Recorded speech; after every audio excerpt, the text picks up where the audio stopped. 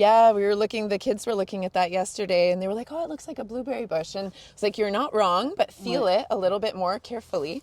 And what do you notice that's different between this and a blueberry bush? Like, ça pique. Like, yeah, for one, there are other things, but I thought it was interesting they drew that comparison right off the bat. Ça s'appelle de l'épine vinette. And in English, we call it Japanese Barberry. And this is considered an invasive species. And I guess also exotic because it's a species that was originally in gardens for decorative purposes, if I'm not mistaken.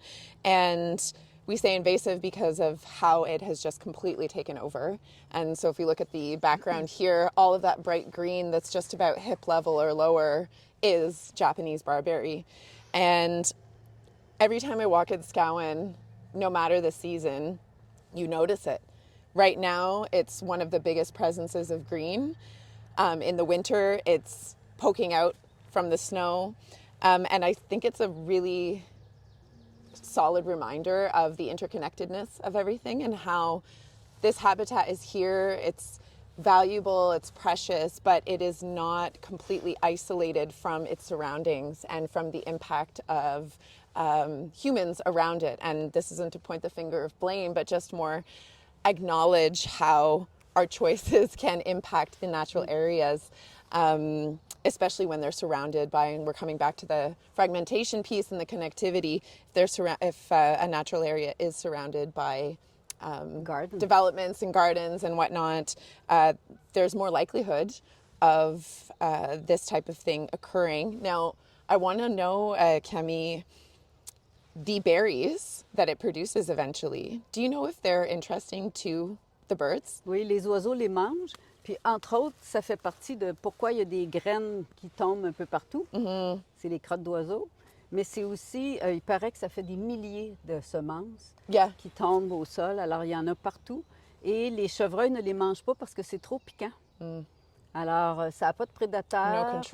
Il n'y a pas rien. Ça s'en va. Et il y a plusieurs années, ça servait, c'était ornemental pour faire des haies. Okay. Les gens adoraient ça parce que c'est facile à tailler. Il n'y a pas personne qui passe à travers ça, c'est trop piquant. Mais ça s'est échappé des jardins. Ça peut venir du jardin à côté.